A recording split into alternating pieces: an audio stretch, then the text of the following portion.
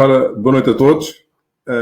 Vamos ter mais uma conversa com o Toastmaster e, antes de mais, quem nos está a ver online, esteja à vontade para colocar qualquer que seja a questão. Com quem é que vamos falar hoje? Nada mais, nada menos que o Norberto Amaral. Faço aqui uma pequena apresentação. É Managing Partner da Cultive, empresa de consultoria de comunicação, criatividade e inovação, organização de eventos e desenho de espaços de trabalho. É autor do livro Impacto, já iremos falar sobre ele, Como Comunicar em Público, em 2019, onde reúne a sua extensa experiência de formação de oratória e apresentações. Lidera e organiza o TEDx Porto, o maior evento de TEDx em Portugal, que traz a um palco do Porto algumas das melhores ideias da cidade e de todo o mundo. Organizou e foi orador em mais de 160 eventos TEDx, Ignite, competições de discursos, sessões criativas, workshops estratégicos, entre muitos outros. É Toastmaster desde 2011, tendo já sido presidente e vice-presidente de educação de um clube, diretor de área e diretor de divisão. Atingiu o grau de DTM, Distinguished Toastmaster, o mais elevado da organização, e é hoje Administration Manager da equipa central do Distrito de Ibéria. Boa noite, Norberto. Boa noite. Olá, António. Como estás? Para começar, precisamente vou pegar no livro, ok? O ano passado fiz a questão, ok? Temos o mesmo livro, coincidência, ok? Para verem aqui a tua presença. Duas fotografias na mesma página até é estranho. É verdade, é verdade. E tu já não te lembras qual foi a dedicatória, porque são milhares de dedicatórias que tu fazes e muitas aulas personalizadas. E vou começar precisamente a nossa conversa com parte da dedicatória que tu me escreveste.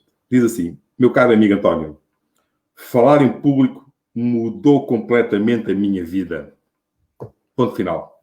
Mas é para dar início à conversa. Como é que mudou o falar em público? Quando é que isso começou? O que é que despertou em ti? Qual foi o clique? Olha, antes dos Toastmasters eu já achava que falava em público.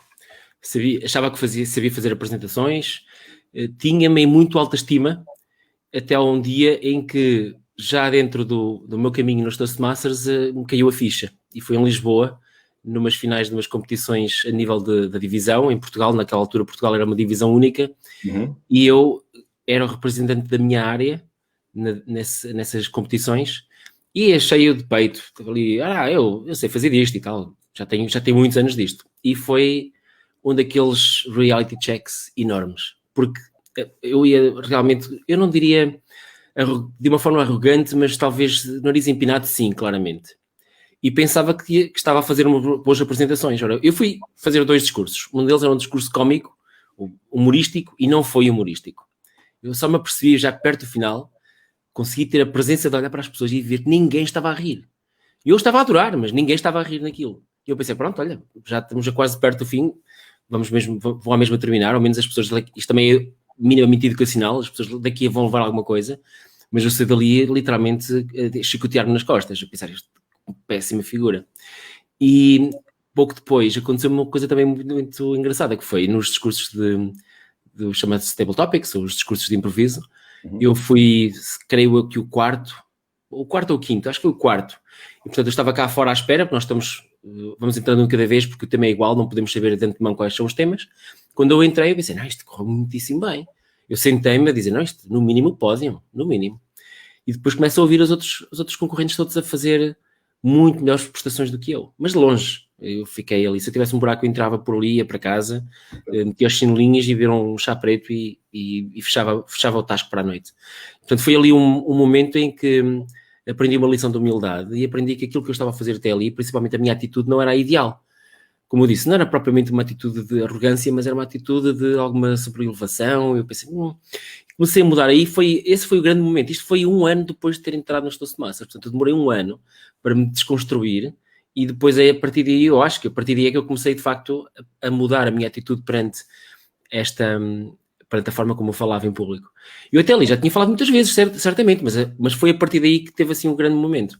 E então o que é engraçado foi que entre Toastmasters e obviamente também o TEDx, que há pouco mencionaste, aquilo que eu aprendi nos Toastmasters foi muito útil para mim a nível profissional, a nível também do próprio TEDx, a nível obviamente da própria organização dos Toastmasters, tanto que aquele trabalho que eu tinha, que me punha a comida na mesa e o teto por cima da cabeça, deixei-o há 4 anos e 2 meses e enverdei por uma carreira relacionada com a comunicação. Portanto, de facto, pode-se dizer que falar em público mudou completamente a minha vida, não só profissionalmente, mas a nível pessoal, tudo, a nível de amizades que eu tenho. Conhecemos nós dois também, por exemplo, entre muitas outras pessoas, e mudou totalmente. E já agora, para as pessoas que estão aqui a ouvir, está aqui é só uma nota curiosa, porque derivada da minha vida profissional, agora passo a vir com muita frequência à tua terra, que é Aveiro, não é? Estou precisamente hoje num quarto de hotel em Aveiro, portanto quase podíamos estar a fazer lado a lado a entrevista, não é? Mas ter feito isso, para a próxima vez vamos ter que pensar isso melhor, António. Mesmo assim, acho que se estivéssemos frente a frente, mas é verdade, a interação presencial é sempre diferente. Mas eu gostava de saber em particular o que é que te levou a entrar nos Toastmasters? O que é que me levou a entrar? É tantas histórias, é um bocado difícil. Eu acho que acima de tudo é a ânsia de querer exprimir-me e exprimir-me bem. Eu tinha uma ideia que era bom apresentador, que já sabia falar em público bem antes de entrar nos Toastmasters, mas como eu disse, foi aqui que eu aprendi, também desconstruí esses maus hábitos e depois voltei a reerguer-me, não é? Eu voltei a erguer-me.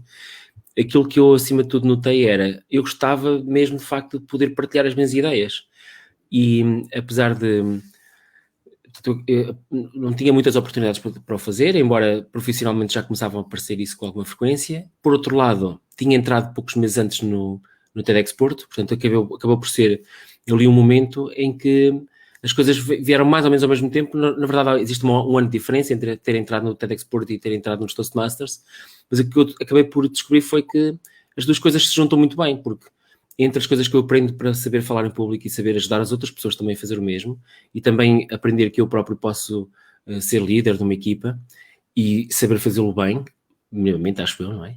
Onde me dizer. E acho que isso me tem ajudado bastante a nível de, precisamente, do TEDx Porto. Agora, porque é que eu acabei por entrar? Acima de tudo, por uma grande curiosidade. Houve uma coincidência interessante que até foi, não no TEDx Porto, mas no TEDx Aveiro, onde eu descobri lá um folheto a dizer que havia um clube em Aveiro. E eu, isto é agora, nem de propósito.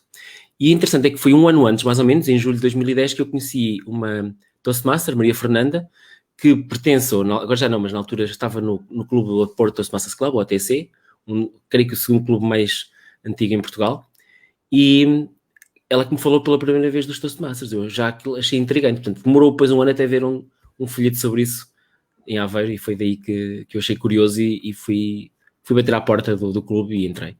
É curiosa a tua história, porque há pessoas que, quando se aproximam do que é os Toastmasters e portanto, ainda não sabem bem o que é antes de ir à ação, associam a um local onde provavelmente ali vou aprender qualquer coisa, não é? Sim.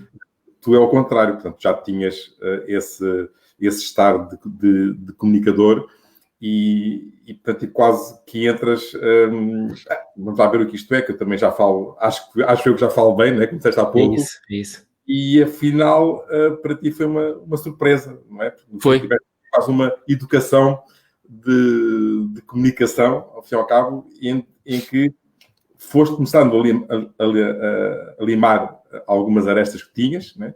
Enquanto aqueles que vão pela primeira vez, que vão tentar ver o que isto é e será que eu consigo, e entra num clube e depois vê grandes oradores e fica um bocado ansioso e vamos ver como é que isto vai, é completamente diferente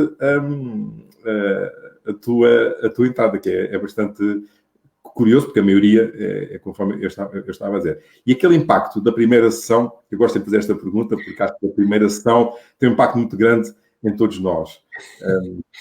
Já agora eu partilho, para estás à vontade, não é que não estejas à vontade, mas a minha primeira vez que eu fui a uma sessão de Toastmaster no Almada, portanto eu não fui briefado, perguntei ao José Oliveira, que era na altura presidente do Clube de Braga, e que ele é que eu fiz as perguntas a ele e disse-me, olha, vais para o Clube de Almada, moras em Almada, portanto é um clube de referência neste momento em Portugal, e estás bem aí. Não fui briefado por ninguém do Almada, eu cheguei lá e toda a gente batia palmas, apertava a mão, tudo um bocado American Oriented, e eu, enfim, estou metido comigo, literalmente, mais um local de seita onde a malta dos outros, não é? Mas totalmente, é uma seita. Mas depois fiz o tabletop, o discurso improviso, de mão no bolso, e veio o devido feedback, e depois, claro, no final, fiquei maravilhado. Como é que foi a tua primeira sessão?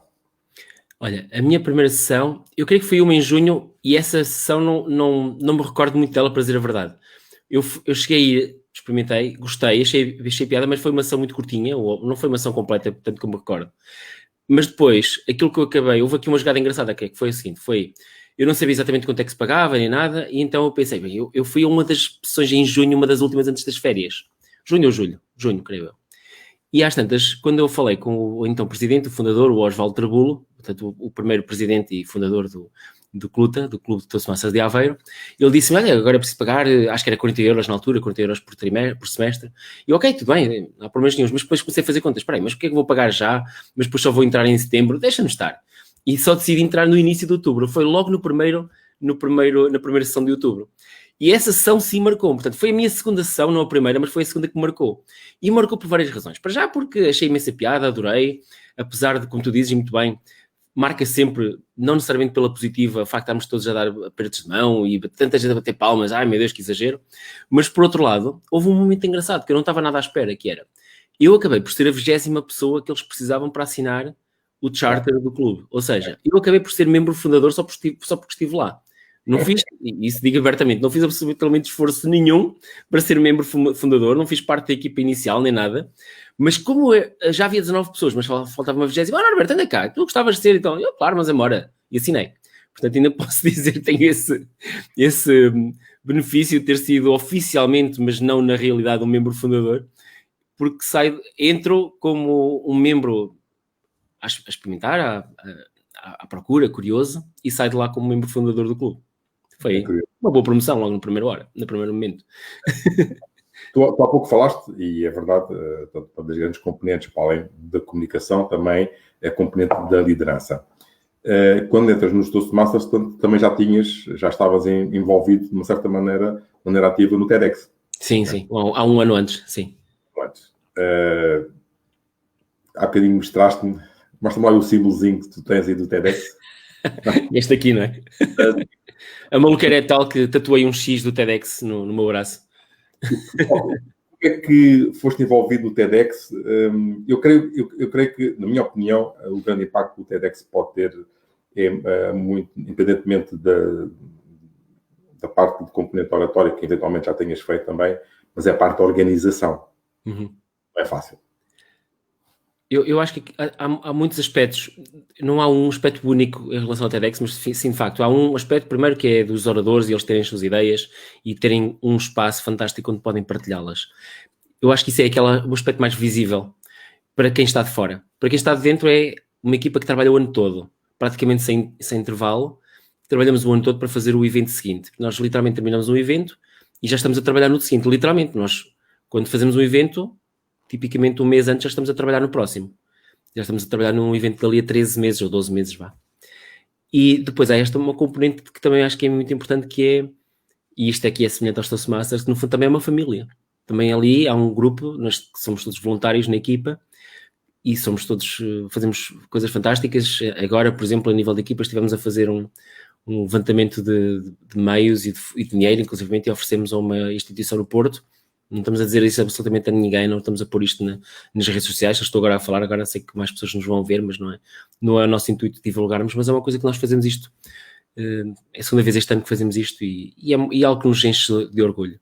E depois há outro aspecto muito importante também, que eu diria que a partir do momento que nós começamos a sair além-mar no TEDx, acaba por ser um elemento muito marcante, que é, eu já fui a 5 eventos do TED, organizados pelo TED, para eventos, para organizadores da TEDx, e encontramos ali pessoas de todo o mundo, literalmente todo o mundo, que têm valores muito próximos dos nossos, valores de abertura, valores de partilha, de querer mudar o mundo, de positivismo, não necessariamente sermos ceguetas, naquele otimismo cego, mas num realismo por um lado, mas acima de tudo também sermos otimistas que só se nós fizermos alguma coisa que as coisas vão mudar. E encontrou ali pessoas que vão desde o Brasil ao Japão, a Costa Rica, a Canadá, a África do Sul, incrível. E esta tribo move-se também, todas as semanas, praticamente todos os dias, há sempre qualquer coisa a acontecer. Por exemplo, hoje de manhã eu perdi porque ontem à noite deitei muito tarde demais, mas hoje de manhã tinha um convite para estar presente, salvo seja, remotamente, no TEDx em Melbourne, no sul da Austrália, e poder assistir, só que eram 6h45 da manhã e eu não sou uma pessoa de manhã, então Não consegui. Agora, ao final do dia, TEDx Zurique, e constantemente estão a acontecer coisas destas. Há um mês e tal eu estive num book club em Austin, no Texas, eram aqui umas 2 da manhã aqui em Portugal, e estávamos a falar com um autor de um livro absolutamente incrível sobre os seguidores do Donald Trump. E tivemos ali 2 horas e tal na conversa com ele e entre nós, e o que é que nós podíamos fazer, esse tipo de coisas. Foi antes das eleições já. E essa tribo, essa família estendida é absolutamente espetacular e é algo que marca bastante mesmo. É algo que não é muito visível, só é visível para nós, que estamos organizadores e que vamos a estes eventos, mas é algo que é igualmente muitíssimo marcante. Então quer dizer que se não existisse os Toastmasters na tua vida, ou seja, se não tivesses conhecido, provavelmente o resultado que atingiste hoje, ao dia de hoje, com a tua experiência no TEDx, se calhar não tinha o nível que hoje tu tens lá, não é? Totalmente. Os Toastmasters têm sido talvez o aspecto digamos, de sucesso mais forte que na minha vida e obviamente também no meu envolvimento no TEDx Porto. Totalmente. Não tenho qualquer dúvida em relação a isso. Para teres uma ideia, neste momento eu já não apresento os eventos do início ao fim. Já começo a partilhar isso e até é bom porque vejo que outras pessoas da equipa com uma capacidade tão boa como a minha. Mas eu até, de 2013, 15, 16, 17, eu era a única pessoa que ia durante o dia todo ao palco, de manhã à noite. Eram mais de 20 idas ao palco. E isto é extremamente extenuante. Imagina o que é tu teres que preparar quase que 20 table topics no mesmo dia. E saberes apresentar, quer dizer, nunca acabam por ser discursos de improviso, mas já há uma grande componente de improviso, sem dúvida. Mas acabas por ter que preparar 20 apresentações de outros tantos oradores, ou performers, ou interações com o público. E eu nunca teria tido essa capacidade de o fazer e até a criatividade de o fazer se não fosse os Toastmasters. Ponto final. Não tenho dúvida absolutamente nenhuma em relação a isso. E agora tocaste num outro tema que eu também acho que é bastante interessante e para quem nos esteja a ouvir e que tem uma ideia do que é os Toastmasters, a verdade é que em todas as últimas conversas que eu tenho, eu acho sempre curioso ao falarmos dos discursos de improviso, dos table topics, não é? Que é capacidade, no fundo, temos aqui uma ferramenta, quer seja presencial ou quer seja online, de praticarmos quando alguém nos dá um tema e temos 1 a 2 minutos para nos desenrascarmos, contando uma história, com princípio, fim, e que, no fundo, temos um treino brutal de que aquilo que acontece no dia-a-dia, em que eu sou apanhado no corredor por um presidente, um diretor-geral, eu sou apanhado de surpresa e fazem uma pergunta de um trabalho que aparentemente já estou atrasado e perguntam quando é que tu vais entregar isso. E temos aqui alguns minutos, como aconteceu já com um membro do Almada, em que foi apanhado na rua com um cameraman e uma repórter e foi a vítima para lhe fazerem as perguntas e ficou bloqueado, não é? E já era Toastmaster, não é? Ficou bloqueado. Portanto, realmente esta ansiedade, que normalmente dizemos nervos, que nervo é uma coisa e a ansiedade é outra, do imprevisto é muito importante. Até que ponto é que realmente esta rotina que nós temos no nosso ginásio mental dos Toastmasters acaba por ter impacto naquilo que tu fazes e a importância que, enfim, não é só no TEDx, mas particularmente no TEDx, não é? Eu acho que tem, acima de tudo, vários níveis, mas acho que há um nível mais básico logo, que é o nível de autoconfiança para nós, de facto, conseguirmos exprimir-nos e saber que não somos apanhados na curva, que sabemos em qualquer momento cair de pé. Portanto, lançam-nos da prancha como se fossem gatos, mas damos as nossas voltas, mas caímos de pé. E isso é uma coisa que me orgulha, porque não é assim tão difícil. Depois de muita prática, aquilo acaba por ser quase que uma propriedade emergente do nosso trabalho. Nós trabalhamos imenso nos Toastmasters. Muitas pessoas, até a primeira sessão que vão lá, fazem logo um discurso de improviso e a maior parte das vezes, obviamente, não o fazem bem, mas que estão no caminho para melhorar. Isso é o que importa. Exatamente. E eu próprio, quando eu estou perante uma situação dessas, eu sei que me consigo safar. Vou dar um exemplo. Ainda há umas 2 semanas estava a dar um curso numa formação que eu dou sobre falar em público, junto a uma empresa, e no último dia o desafio era que todos eles tinham que fazer pelo menos um discurso de improviso. Eles nunca tinham feito um discurso de improviso. Mas o objetivo que eu lhes fiz foi, mesmo no último dia, em vez de lhes dar aquela palmadinha nas costas, dizer, fantástico, já viste, graduaste, conseguiste chegar ao fim deste curso como se fosse uma recruta, e não era. Eu decidi fazer exatamente o contrário. Em vez de lhes dar a palmadinha nas costas, daquele conforto, não. Ainda vais sentir mais uma situação de desconforto. E então, todas as pessoas, eu tinha aqui uns cartões, eu tinha uns temas já pré-feitos e dizia, olha, diz-me para parar quando eu estiver com o dedo num sítio qualquer. Eu andava ali com os cartões como se fossem umas cartas de jogar. E ele, tirava aquela folha e dizia, olha, isto é o que tu vais falar, agora. As pessoas ficavam assim um bocado. A verdade é que a maior parte deles, depois de já terem feito alguma prática durante as sessões anteriores dessa formação, conseguiram muito bem até fazer boas apresentações, interessantes mesmo, relevantes, com conteúdo. Estou a ver, vocês são espetaculares. E eles calados. No final da primeira, eles quase que... Se fossem pessoas, saltavam ao pescoço. Eles odiaram. No sentido em que eles estavam tão desconfortáveis a fazer aquilo, apesar de terem todos feito, sem dúvida nenhuma, terem todos feito aquilo muito bem. E depois eu disse-lhes, mas isto ainda não acabou. Nós ainda temos 1 hora para ir. Portanto, vamos repetir. E eles, não pode ser. 2 ou 3 deles então estavam mesmo a recusar-se, a dizer, eu vou já desligar isto, eu vou-me embora. Quando começaram a fazer a segunda vez, com outro tema, desta vez o que eles fizeram foi trocarmos de temas, ou seja, eles, quando acabou o primeiro grupo, terminaram, portanto eram aqueles temas, e depois disse, vamos utilizar outra vez estes temas, mas agora ninguém repete, vamos todos fazer o tema de outra pessoa que já tínhamos ouvido. E eles, deu-lhes um bocadinho mais de descanso.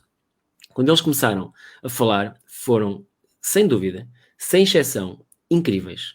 Ou seja, eles conseguiram, lá está, cair de pé e chegaram ao fim, apesar de houve ali um momento a meio dessa sessão, que foram ao fundo da Fossa das Marianas e não queriam lá sair, já tipo, eu fico já aqui, não me continuam, me peçam mais. E que saíram literalmente com umas molinhas nos pés a dizer, eu agora sei disto. E isto é uma coisa que, neste nível de autoconfiança, para pessoas que até podem estar habituadas a falar em público, mas sabem que não aquelas calinadas, que às vezes têm brancas, que dizem muitas vezes aqueles ans e oks e portantos, as bengalas verbais, como nós costumamos dizer, e que têm tiques de mexer aqui na barba, não é? Ou aqui ao lado, ou pôr o cabelo atrás da orelha, ou algo assim, não é um problema nosso, claramente, mas pronto. E quando finalmente eles conseguem reparar que conseguem fazer isto, e bem, eles ficam, mas isto afinal funciona. Foi assim um momento mesmo de realidade, tipo, conseguiram perceber-se mesmo, no fundo do seu coração, que conseguiam fazer aquilo. E agora, isto é uma questão que funciona, como eu digo, pronto, este nível de confiança, mas depois, deixa-me só dar mais um exemplo, que eu trabalhei uns anos no Reino Unido e no último emprego que eu tive, era suposto nós fazermos uma ronda, era uma empresa de consultoria na City, em Londres, e nós era suposto fazermos uma ronda por todos os partners, apresentar-nos aos partners. Quando chegou uma vez a um partner em particular, eu já estava lá há uns dias, foi o primeiro dia dele, e ele disse, olha, nem de propósito, há uma semana eu estava a vender a empresa onde eu tinha acabado de entrar. O que é que se passou? Ele estava a ser entrevistado por várias empresas, e houve uma empresa que eu disse, olha, nós precisamos de ti, mas tens que ir já. Ele, ok, pronto, eu vou. E não fechou o processo de recrutamento com esta onde nós estávamos agora. Então ele foi uma primeira, esteve lá, eram 8 da manhã quando ele entrou no local de trabalho, isto é normal, às 7, 8 da manhã quando começa o trabalho. Às 8h05 o CEO bateu-lhe à porta, então está tudo bem, olha, sabes uma coisa, vamos vender a empresa à hora do almoço. Sim, precisamos de ti. Tens que saber tudo o que podes saber sobre a empresa, à hora do almoço, então ao meio-dia vem cá buscar-te, vamos almoçar, ter um almoço de negócios e vamos fazer um pitch a um comprador. E ele, ok, quer dizer, completamente apanhado de surpresa, ele não estava à espera daquilo. Depois ele teve menos de 4 horas para preparar o seu discurso de improviso, o seu table topic.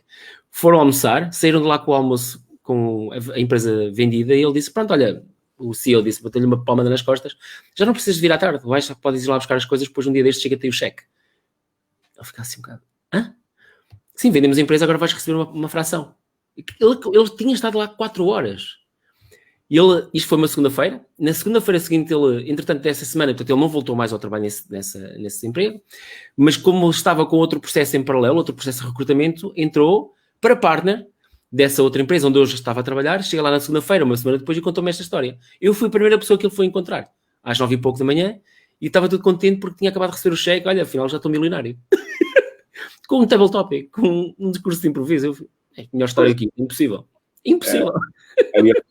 Eu faço muita ênfase nos clubes e na questão dos cursos de improviso, sim, porque realmente é como tu disseste, às vezes somos apanhados de surpresa e às vezes até como hierarquicamente quem está na empresa onde trabalhamos, quando sabem que até estamos nos Toastmasters, às vezes estamos puxados até para esse tipo de eventualmente situações, mas a verdade é que muitas das vezes a vida pode mudar e de repente com esta situação que nós treinamos nos Toastmasters.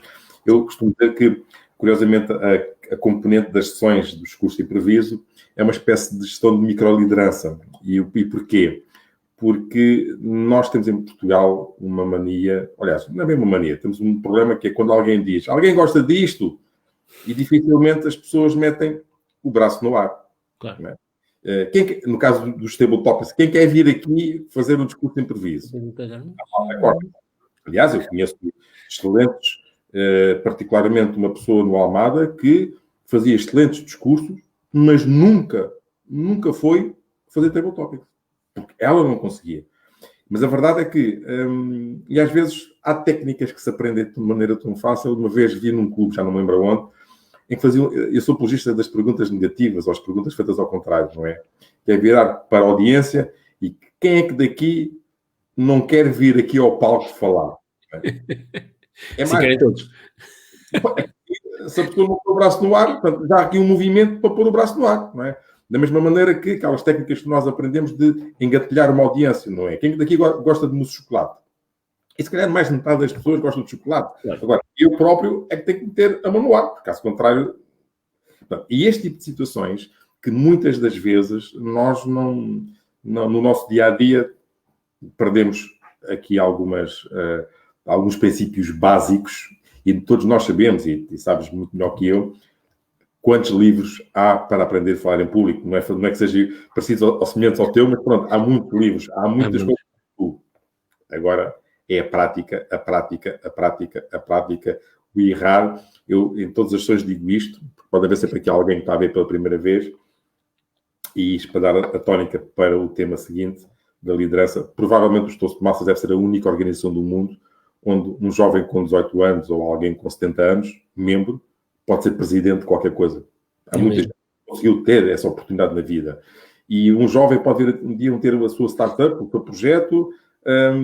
Há alguém que, enfim, a sua vida profissional ao longo dos anos, 40 anos, e nunca conseguiu ter um lugar de responsabilidade. E se calhar de repente acordou não, apercebe-se que estava ali um excelente líder e nunca foi aproveitado. E nós temos essa ferramenta de liderança. Sim.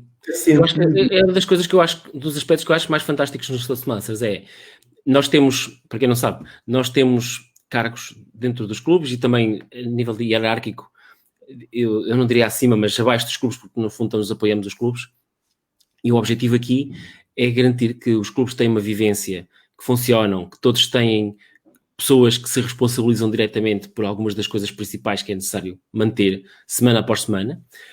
Por outro lado, estes cargos duram só um ano, é só sempre de 1 de julho a 30 de junho do ano seguinte, e isso durante o ano significa que ninguém se vai pegar a uma função porque existe uma obrigatoriedade de renovação. Não há só um cargo, são vários, na verdade são sete cargos oficiais e depois há outros que acabam por ser os chamados committees, que são equipas alargadas dentro de alguns destes cargos.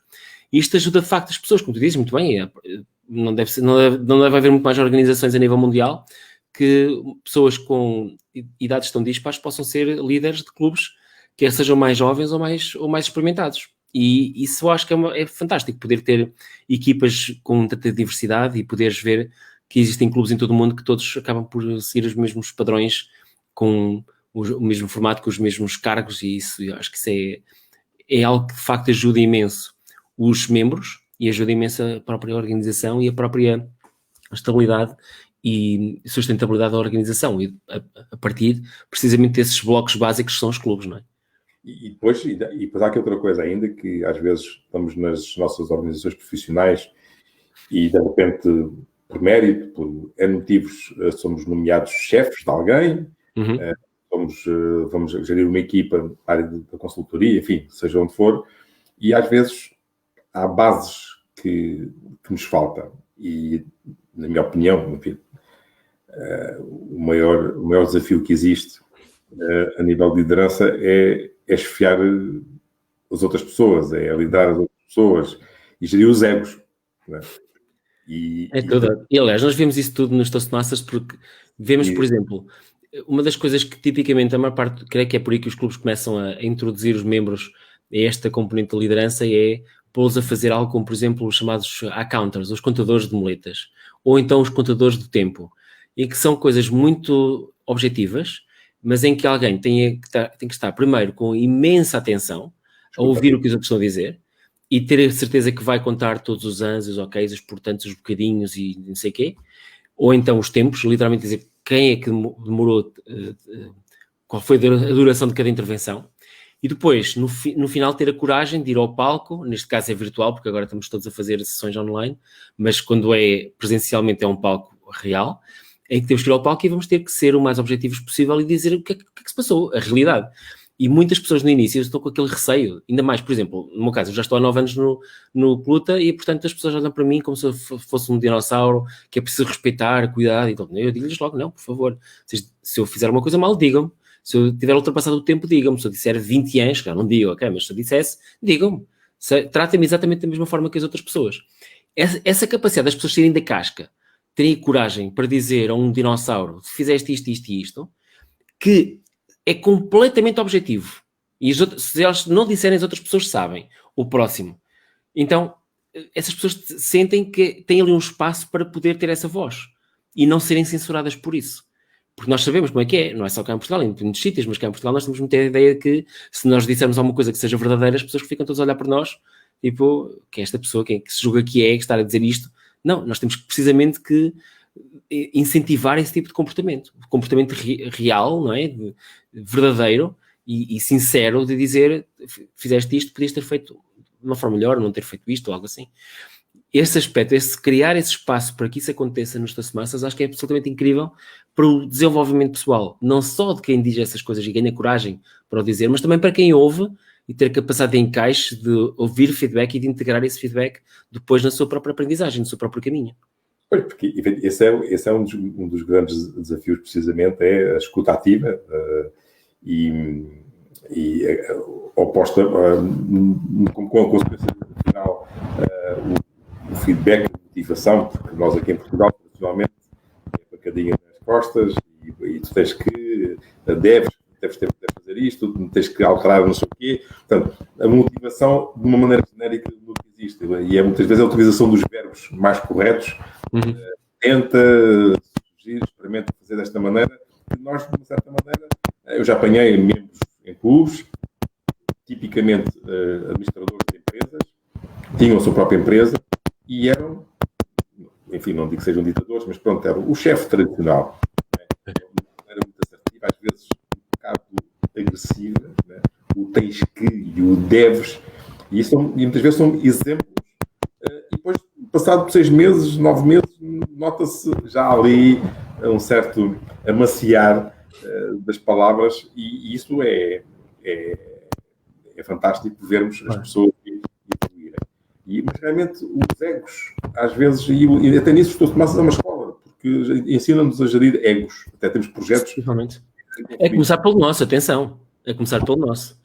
Porque isso lá está, isto é um trabalho de autodescoberta também. Nós sabermos o que é que nós somos fortes e saber naquelas coisas em que nós ainda não somos tão fortes e podemos melhorar. E eu costumo dizer que nós podemos dizer seja o que for, temos que adotar o tom e a atitude certa.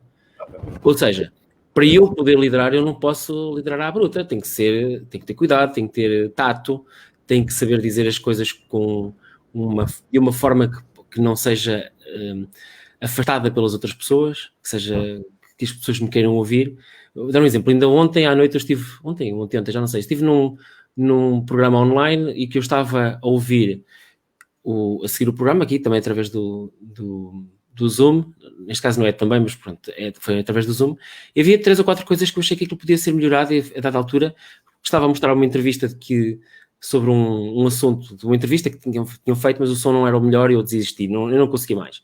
Eu hoje de manhã recebi um e-mail da organização a dizer, olha, obrigado por teres vindo e tal, e portanto era um e-mail automático, e depois dizia, e já agora talvez queiras inscrever-te no próximo. Eu, sim, claro que sim, mas fui lá, eu respondi à pessoa que me enviou aquilo, portanto aquilo era um e-mail automático, mas eu respondi, sabia que não era aqueles do not reply, era mesmo, sabia-se que era um e-mail real, e respondi àquela pessoa e disse, olha, se me permites, gostava-te de dar 2 ou 3 pontos de melhoria, pode ser, e depois lhe estive a dizer, olha, podias ter feito isto, isto e isto, e lá está, com um tom completamente aprazível, caloroso, humano.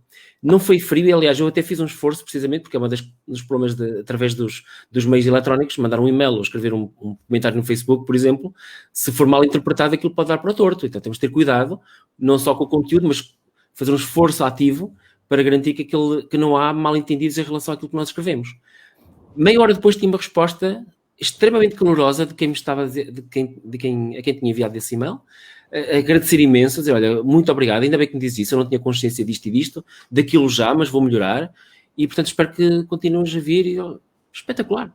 Mas lá está, isto tudo parte do princípio que nós temos que perceber, temos que pôr-nos nos pés da outra pessoa, dos sapatos da outra pessoa, e a percebermos que nós próprios, de certeza que também gostaríamos de ouvir feedback, ouvir uma crítica, que tem que ser construtiva, que lá está, tem que ter o tom certo e a atitude certa. Se fizermos isso, nós podemos dizer qualquer coisa, literalmente. Dizer, não propriamente uma barbaridade total, mas isso ajuda imenso. E isto é uma coisa que nós temos que fazer no dia-a-dia para o resto da nossa vida. Em tudo, em todos os aspectos profissionais ou pessoais, isto é fundamental. Na semana passada, nas conversas que tivemos com os Jabarros, estava alguém que dizia que tinha um sonho que era ser locutor de rádio. E que ele achava que tinha a voz de cana rachada. Toda a gente acha.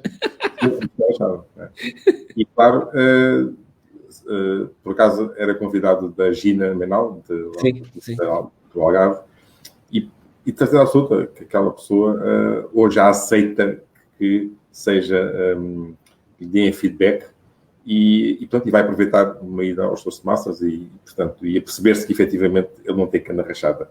Claro. E esse é outro desafio. Está aqui uma pessoa, o João Afonso, que diz, eu vou por aqui, portanto, que é difícil para mim falar e dirigir uma reunião às pessoas a olharem para mim. Também é outro desafio. Não é fácil, muitas das vezes, falar, olhar, até porque também há uma técnica à volta disso. Não se pode estar a olhar constantemente para os olhos da pessoa numa entrevista, mas também não posso estar a falar com uma pessoa e estar sempre a olhar para o lado. Portanto, tem que haver aqui um meio termo. Um meio termo. E mais uma vez, os Toastmasters têm esta ferramenta, porque é uma coisa básica nos discursos, os membros novos, não é? Porque decoram os discursos, porque lhe dão as brancas e não conseguem encarar a audiência. Olha para o céu, para o teto, olha para o chão, à procura das palavras. À procura das palavras. E realmente, quem começa a fazer esse treino de começar a olhar pausadamente para todos, porque às vezes é muito estranho, mas porque é que aquela pessoa... Acontece muito, que é, eu estou a avaliar um discurso. Sim. E já aconteceu várias vezes, a pessoa que está a fazer o discurso está sempre a olhar para mim porque sabe que sou eu que estou a avaliar o discurso. Mas a audiência é o resto.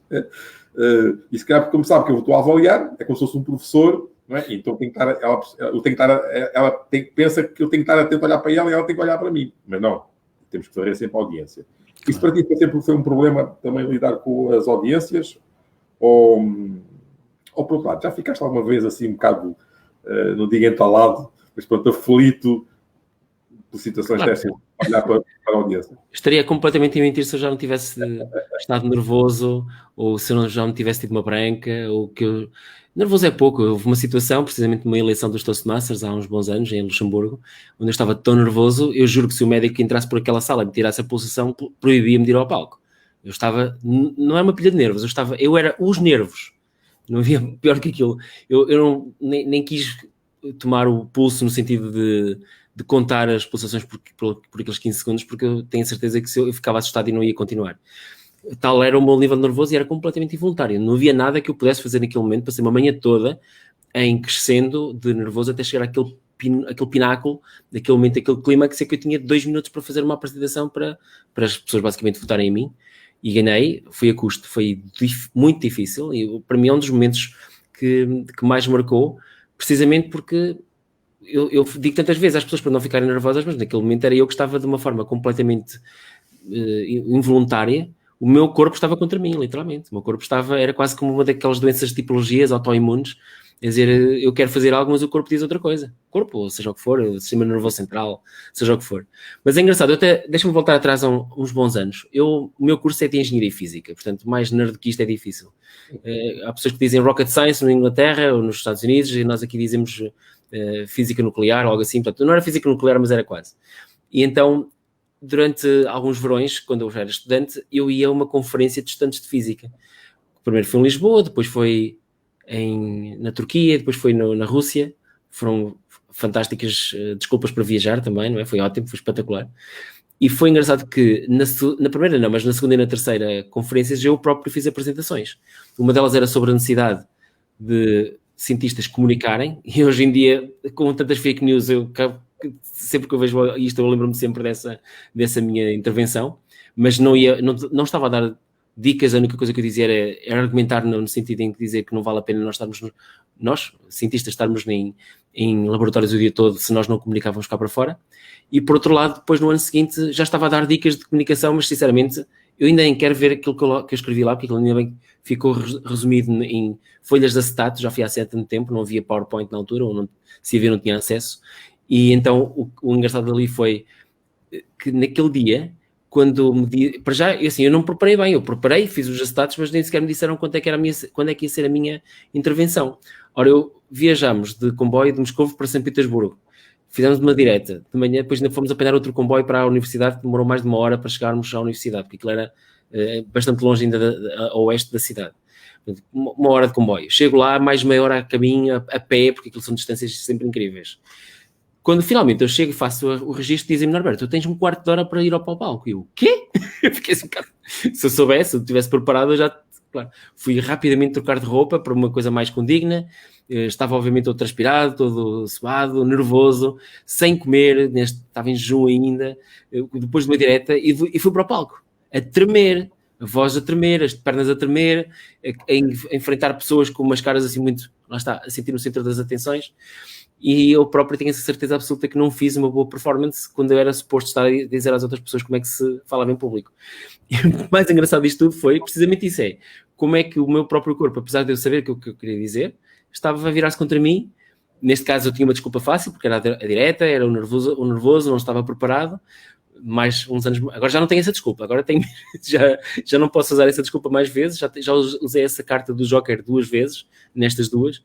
Mas de facto são coisas que nós não nos sentimos preparados até o momento em que estamos lá.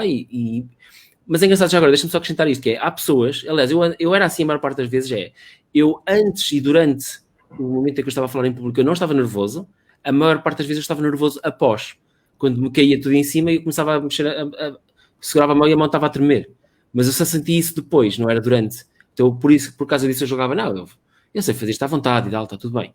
Lá está, mas era aquele excesso de confiança que eu falava. Isto é uma coisa que eu costumo dizer a quem eu dou formação, que é: a maior parte das pessoas que estão no público, ninguém tem nada contra nós, a não ser que nós lhes tenhamos feito mal. As pessoas estão ali para nos apoiar. Se as pessoas tiverem pago bilhete para uma conferência, seja o que for, melhor ainda, ninguém vai dizer que teve uma má experiência. Ninguém vai dizer: havia um orador muito mau, era Norberto. Não, as pessoas pagaram, sei lá, 50 euros, 100 euros, seja o que for, para um evento como um todo. Ninguém vai admitir que errou ao escolher aquele evento. É normal, é como eu ponho um copo de vinho com uma garrafa de vinho com uma boa etiqueta, disseram que custou 100 euros, eu acredito, e olha, realmente o vinho é fantástico, e pode ser vinho martelado, a gente não sabe, não é? Portanto, a percepção conta muito, e eu costumo dizer então às pessoas: descansem, relaxem, ninguém está contra vocês, as pessoas não estão preocupadas, se não vos conhecerem, ainda menos preocupação têm que ter, as pessoas querem saber o que é que vocês querem ir lá dizer, esse é o foco, é o conteúdo. Portanto, foquem-se a preparar o conteúdo da melhor forma possível. Se vocês estiverem nervosos, ninguém morre. As pessoas que estão no público, de certeza que ainda estariam mais nervosas se estivessem lá elas. E, portanto, se vocês estiverem nervosos, está tudo bem. As pessoas do público vão invejar-vos por vocês serem vocês que estão a falar. Portanto, podem relaxar. E isto funciona com a maior parte das pessoas, a não ser que alguém tenha mesmo fobia. Há algumas coisas, algumas situações aqui expomos a imaginar estarem lá, e é o suficiente para começarem logo a diminuir o nível de ansiedade.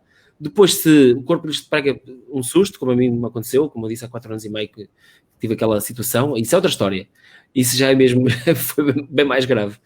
E aí não há nada que a gente possa fazer, a não ser tomar um medicamento qualquer, mas também não era boa ideia, porque vamos abaixo, descansamos demais, não é? E depois ficamos sem energia nenhuma. Portanto, só para fechar, só para dizer mais uma coisa, e depois já não digo mais sobre isto, a não ser que me faças outra pergunta, que é: eu acho que as pessoas não se apercebem que é o facto de estarem ansiosas que podem utilizar essa energia para melhorar as suas apresentações. Quando eu vejo alguém que está preocupado com a sua performance, eu sinto brio, eu sinto alguém que tem a vontade de agradar ao público. Isso, para todos os efeitos, é bom. Então, o que eu lhes digo é: investe nisso. Se é assim, passa um pouco, não passes meia hora a preparar, passa 2 ou 5 ou 10 horas a preparar uma apresentação de meia hora ou 10 minutos que seja. Porque aproveita essa energia para te sentires motivado ou motivada a fazeres um trabalho ainda melhor. Agora, o contrário era que era o pior, onde eu estava, com aquele excesso de confiança, o que é que acontecia? Eu não precisava de me preparar. Querem que eu vá falar meia hora sobre galinhas? Eu vou lá falar meia hora sobre galinhas. Sobre o Júpiter, vamos lá, Júpiter. Sobre a galáxia não sei o quê, bora lá, eu invento. Mas depois, lá está. Isso é, eu sinto-me bem estar lá, mas quem está no público a ouvir-me, porque eu não me preparei nada, porque estou a inventar sobre coisas que deviam estar melhor preparado para falar, ou seja, não estava a ter o foco no conteúdo, mas apenas na minha performance, na forma como me sentia. Isso era mau. Era mau para mim a longo prazo.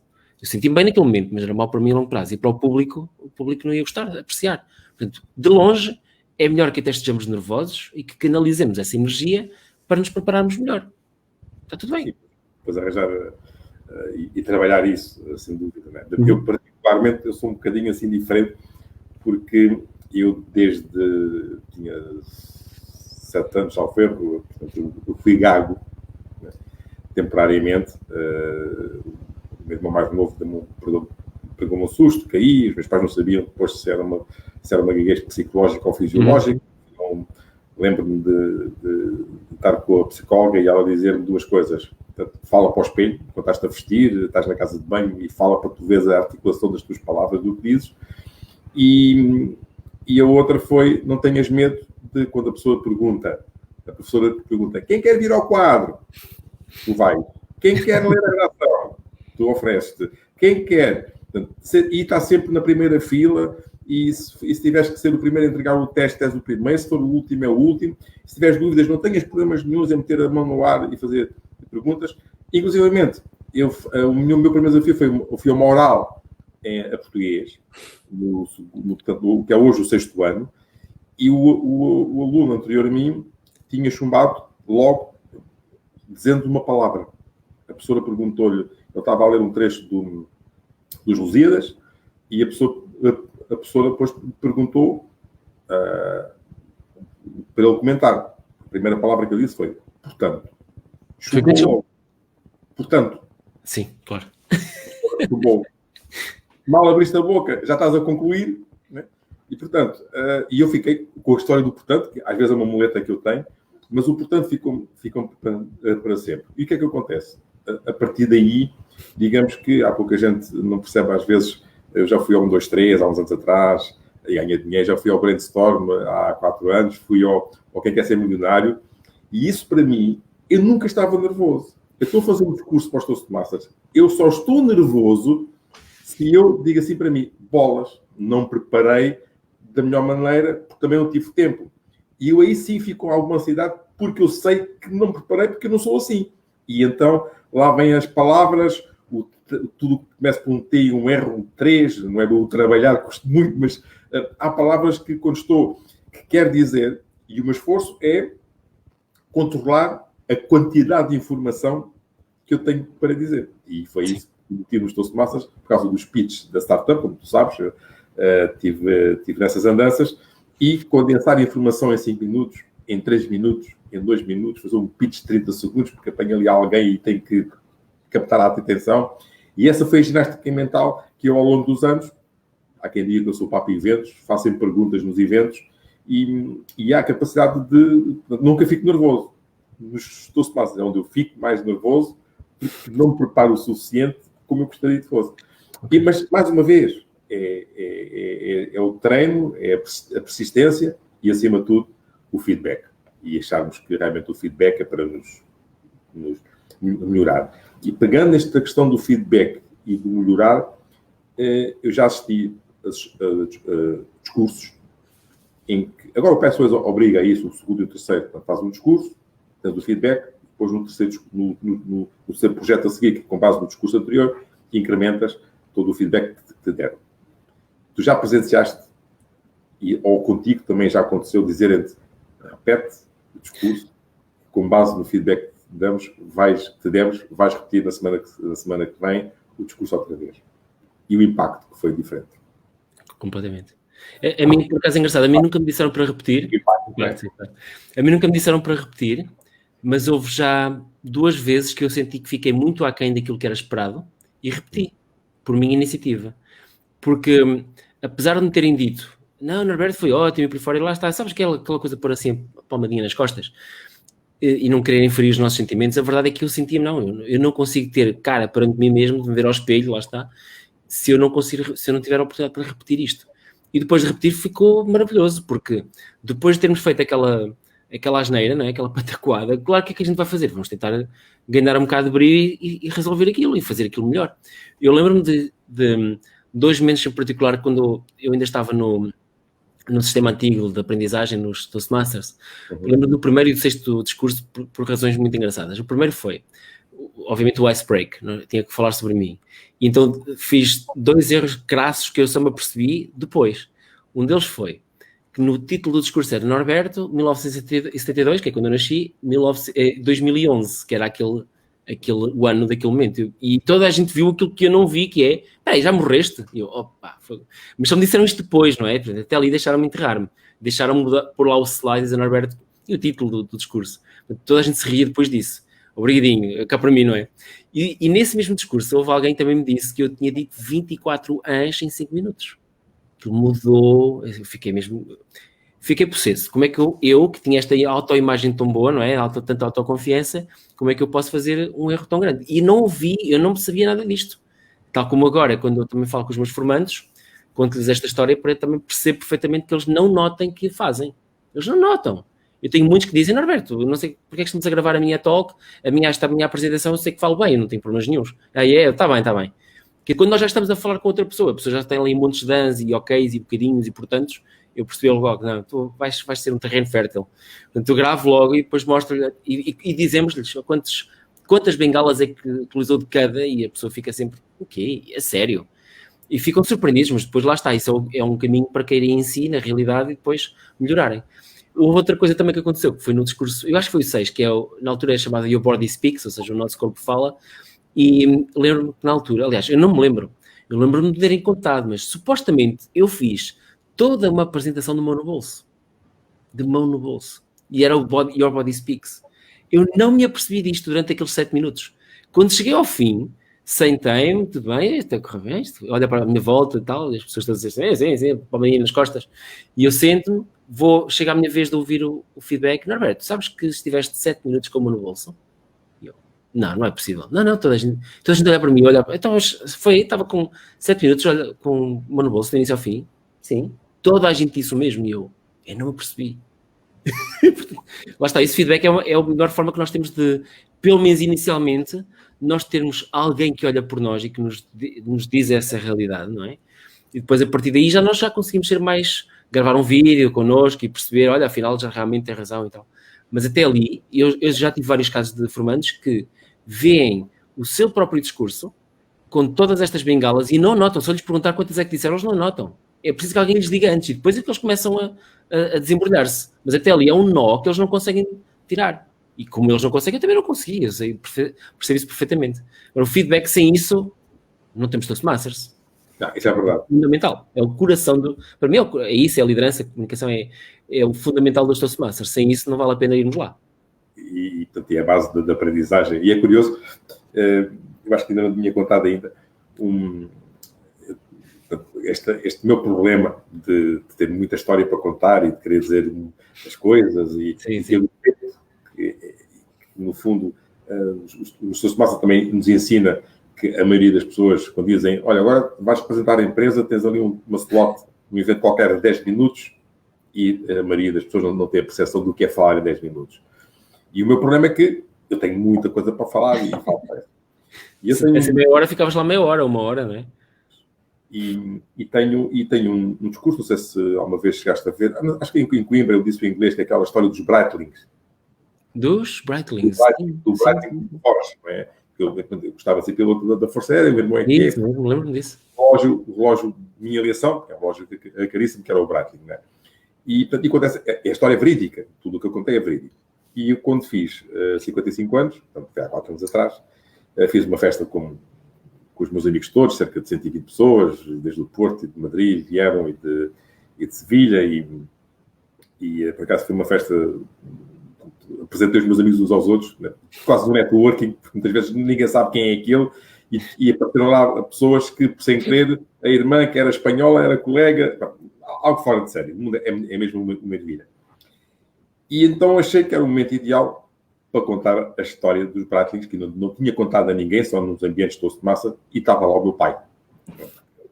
A história termina do meu desejo que o Bratling estava sempre a fugir, por várias maneiras, e o meu pai decide, porque o meu irmão também é piloto da Força Aérea, e o meu pai decide no Natal oferecer 2 Bratlings aos 2 filhos. Na altura estava a passar por um problema financeiro e disse ao meu pai, prefiro o dinheiro, né, porque os relógios Bratlings eram caríssimos, e o meu pai deu-me o dinheiro e o Bratling continua a fugir, não é? E depois no final até pergunto se alguém da audiência, se alguma senhora da audiência me oferecer um Bratling, eu prometo que caso com ela, não é? Portanto, estou de brincadeira. Mas o meu pai estava ali. E o meu pai nunca tinha ouvido eu contar esta história. E quem estava nesse almoço? O José Manuel Barros. Uhum. Né? E a primeira coisa que eu disse quando comecei portanto, ia contar uma história e virei para o Barros, por favor, tu não me ponhas aí a fazer da accountant e muito menos timekeeper, porque agora a festa é minha, eu tenho o pleno direito de contar a história. E uma história que conseguia contar no máximo dos máximos, de acordo com as regras do discurso do Toastmaster, que era 7 minutos, eu contei-a em cerca de quase 15 minutos. Essa história tem muito mais coisas, muito mais. Muito mais nuances. Não é, portanto, são coisas que aconteceram e tinha ali o meu pai. Né? E digamos que grande parte do discurso da história que contava estava a contar para todas as pessoas que estavam ali a ver, mas a componente final, como era uma surpresa, a maioria das pessoas não conhecia, nasceu o Barros, e vejo o meu pai olhar para mim e contar esta história. E para mim foi comovente, porque o meu pai provavelmente já não se lembrava e nunca tinha confidenciado esta situação com ele, porque o meu pai sabia que foi a minha opção e ele sabia na altura o porquê, mas depois passou estes anos todos, estamos a falar quase 10 anos depois, né? O meu pai ouvir esta história, né? Que o Bratling estava sempre a fugir, né? E para mim foi um momento marcante em que eu digo assim, pela primeira vez que eu tenho uma história que não tinha o timekeeper a controlar e estava a ser eu, não é? Mas a verdade é que muitas das vezes temos tempos de antena limitados nos eventos, mesmo em curtas entrevistas de emprego, agora com o online, e realmente temos que aprender a ser cada vez mais concisos, a dizer a mensagem certa, de maneira pausada, para que também a mensagem seja entendível. Uhum. E isso é um fator muito importante e que nós temos com os Toastmasters. Tu já uma vez ficaste constrangido de que raio que o tempo, que se tivesse aqui mais 1 minuto ou mais 2 minutos, que o que tinhas para dizer tinha mais impacto? De certeza que sim. Agora não me estou a recordar assim de nenhuma altura específica em que isso tenha acontecido, mas gostava de dar aqui um verso da moeda, que acontece muitas vezes, frequentemente, que quando eu estou a contactar uma empresa para lhes vender os meus serviços, eu lhes peço meia hora de atenção, ter um espaço ali, um slot. Agora, não tanto na pandemia, mas antes, aquilo que eu fazia, literalmente eu ia de propósito, se fosse a Lisboa ou ao Porto, para poder ter uma conversa com aquela pessoa certa dos recursos humanos de uma empresa, um diretor de inovação, algo assim.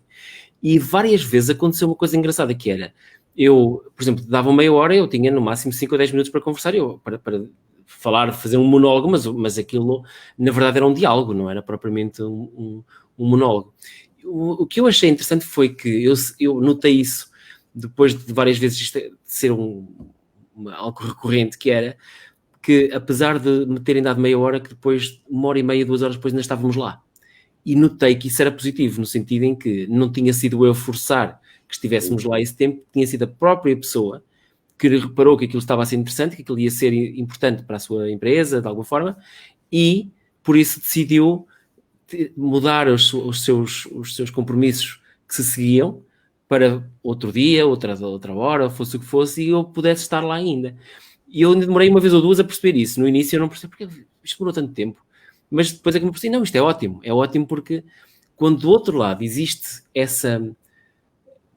inicialmente um pedido para nós nos limitarmos a X minutos, mas depois essa própria pessoa, por sua espontânea vontade, não por nossa, porque nós não temos controle na agenda das pessoas, nesse caso, mas essa própria pessoa decidiu que nos quer ouvir mais tempo, isso para nós tem que ser um motivo de regozijo, porque isso significa que podemos ter ultrapassado o tempo, mas é normal que os postos da baliza mudem. Aliás, é bom, quando mudaram, é bom que significa que a baliza ficou bem grande e a gente marca o golo, não é? E isso, nesse aspecto, eu acho que é bastante interessante. Mas eu acho que, acima de tudo, que é um problema que nós não temos um relógio interno. E também estamos sempre a olhar para o relógio e estarmos a falar, também não ajuda. É difícil, sinceramente, manter-nos dentro do tempo. Olha, no outro dia fiz um discurso que era suposto ter demorado 7 minutos e chegou aos 11. Até fiquei cheio de vergonha porque eu não tinha visto o timekeeper. E então eu continuei a falar, estava a correr muito bem e correu muito bem. Não precisava ter tido tanto tempo, mas como eu não vi o timekeeper levantar a bandeirinha, eu continuei a falar.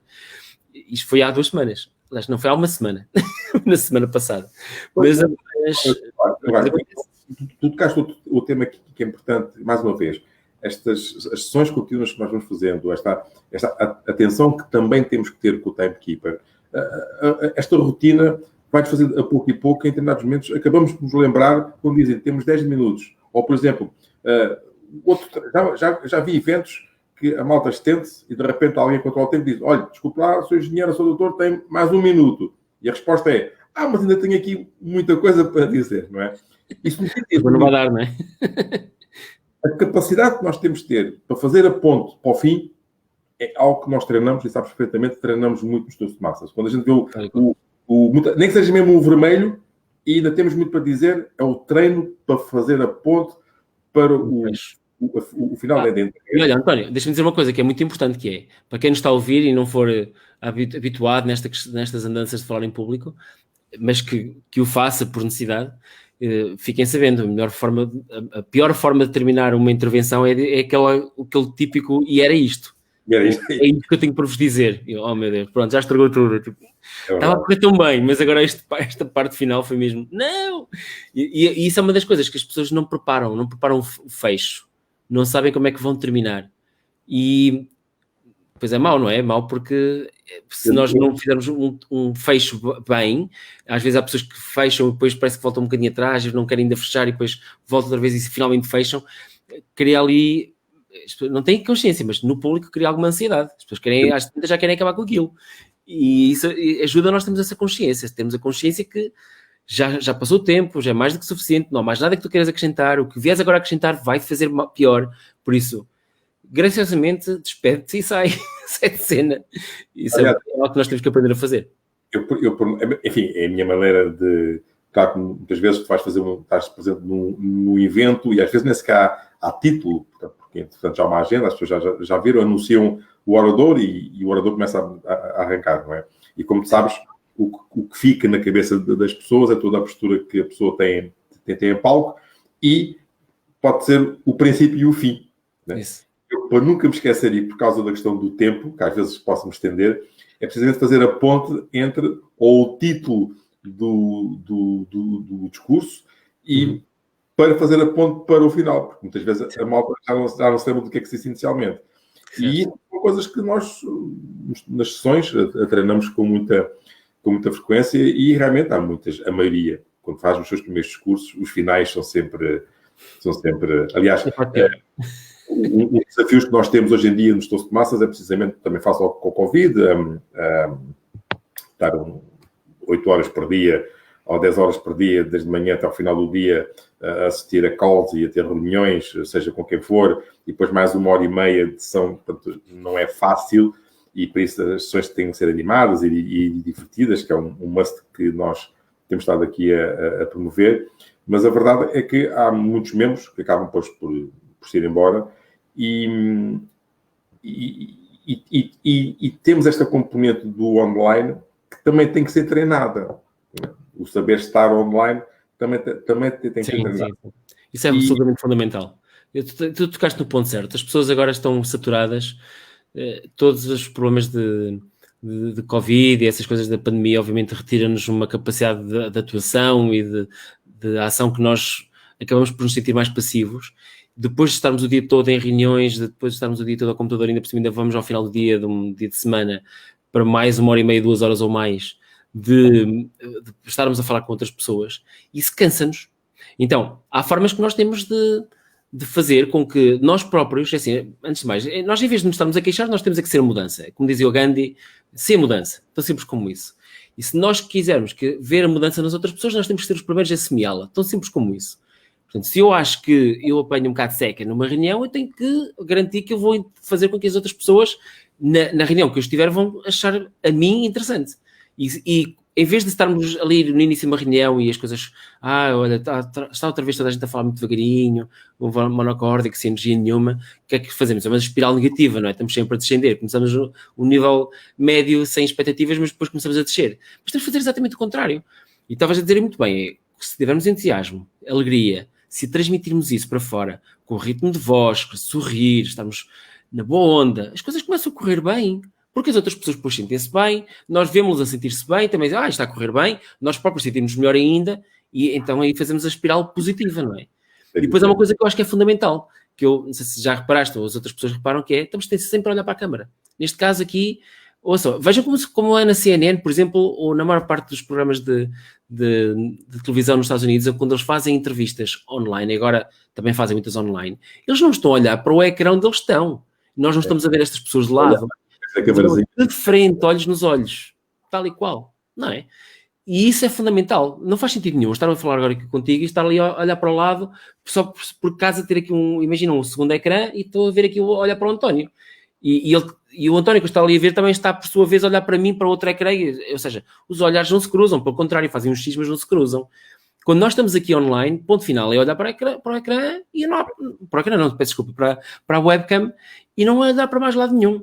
Pois, porque nós temos uma tendência, mesmo e temos aqui esta situação que é, portanto, tu estás a falar e estás a olhar para nós.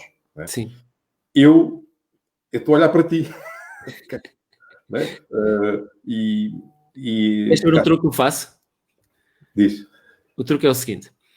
A questão é, as webcams são mal desenhadas. As webcams são um pedaço de plástico de vidro. Nós olhamos por uma lente que não tem nada lá. É uma lente. Nós não temos nenhum tipo de relação emocional com uma lente, quer dizer, deve haver alguém com alguma tara, eu não sou dessas pessoas, mas nós temos que olhar para a lente, é para a lente que temos que olhar. Então, o que é que acontece é que mesmo que nos lembrem, olha para a lente, a gente lembra-se, mas depois uns segundos depois já começamos outra vez a olhar, a desembolar, e não estamos a olhar para a lente.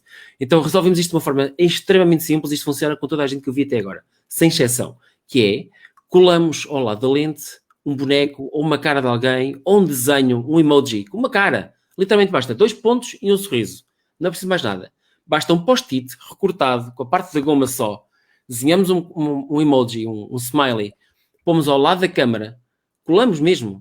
E os nossos olhos vão ser guiados para lá pelo nosso cérebro porque aquilo parece uma cara. E nós seres humanos, somos animais sociais, e olhamos para lá e não tiramos. Olha, a minha mulher arranjou uma coisa mais gira, que é uns autocolantes daqueles com unicórnios e luzinhas, ou sóizinhos, ou o que é, que tem uns sorrisos, aqueles sorrisos giros e tal, com as maçãs do rosto vermelhas, parece aqueles bonecos de manga japoneses, e colou um ao lado da webcam.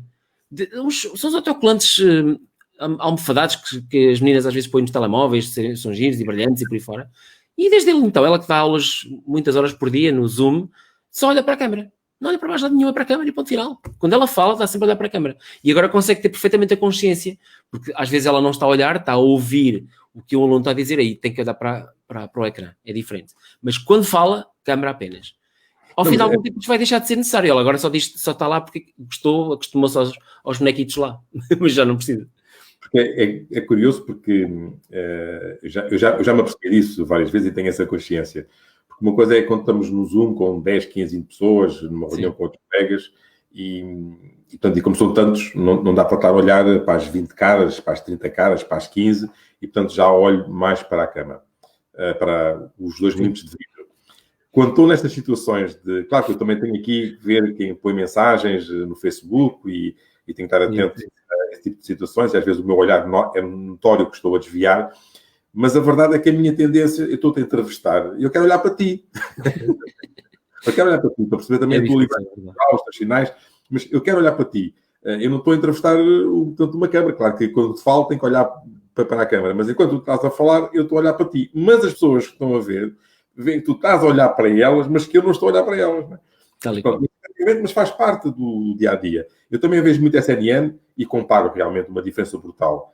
É rara a entrevista aqui em Portugal que, seja quem for, no Skype ou no Zoom, com qualquer que seja a tecnologia, é raro aquele que olha para a audiência. E no caso de uma entrevista numa televisão, são Diz que é milhares. raro, eu não vi nenhum até agora. Juro que não vi ninguém até agora que olhasse para a câmara. Zero.